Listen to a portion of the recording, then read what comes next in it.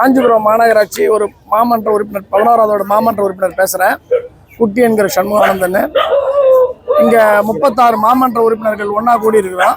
எதுக்காகன்னு கேட்டிங்கனாக்கா, இன்றைக்கி ஆணையர்கிட்ட வந்து 2ஆம் மண்டல தலைவரை வந்து நீக்கினதுக்காக 2ஆம் மண்டல தலைவரை தகுதி நீக்கம் செய்கிறதுக்காக வந்து நாங்கள் எல்லாம் ஏற்கனவே மனு கொடுத்துருந்தோம்.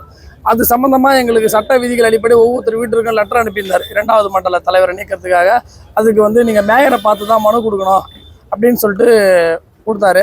அது சம்மந்தமாக வந்து நாங்கள் இன்றைக்கி கமிஷனரை பார்க்க வந்தோம். கமிஷனரை பார்க்க வந்த இடத்துல வந்து மனு கொடுக்கும்போது அவர் வந்து இந்த ரூல்ஸ்லாம் நீங்கள் தப்பாக ஃபாலோ பண்ணி கொடுத்துருக்கீங்க, இதுக்கு வந்து தகுந்த நடவடிக்கை எடுக்க நாங்கள் லெட்டர் கொடுக்க வந்தோம்.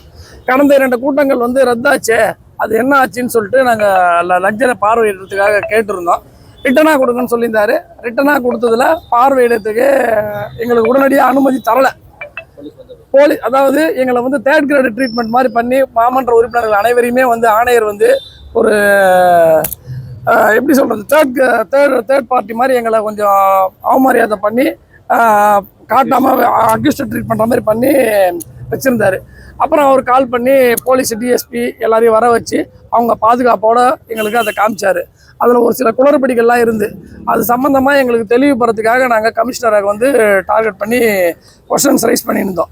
அதுக்கு முறையான பதில் தராதனால இப்போ இங்கே உட்காந்து நாங்கள் அனைவரும் மாபெரும் போராட்டம் பண்ணிகிட்ருக்கோம். இந்த போராட்டம் வந்து அவர் பதில் தர வரைக்கும் இந்த போராட்டம் தொடரும். ஏன்னு கேட்டால் அவர் ஒருதலை பட்சமாக செயல்படுறாரு. மேயருக்கு ஆதரவாக செயல்படுற மாதிரி எங்களுக்கு பப்ளிக்காகவே நல்லா தெரியுது.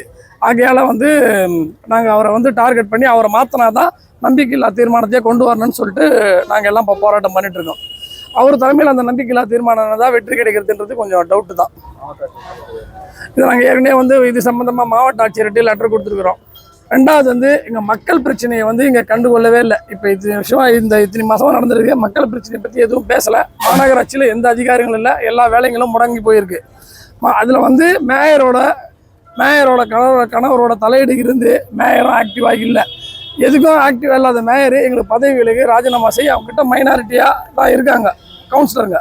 நாங்கள் தான் இங்கே மெஜாரிட்டியாக இருக்கிறோம். அவங்களாம் அந்த மெஜாரிட்டி நிரூபித்து காட்டு நாங்கள் சொல்லிக்கிறோம். நீங்கள் நம்பிக்கையில்லா தீர்மானத்தை கொண்டு வரதை விட அவங்கள மெஜாரிட்டி நிரூபித்து காட்டணும். நாங்கள் இவ்வளோ பேர் இருக்கிறோம், எனக்கு ஆதரவாக இருக்கிறாங்க, நான் செஞ்ச நல்லதுக்கெல்லாம் பட்டியலிட்டு அவங்க மெஜாரிட்டியை நிரூபித்து காட்டணும்.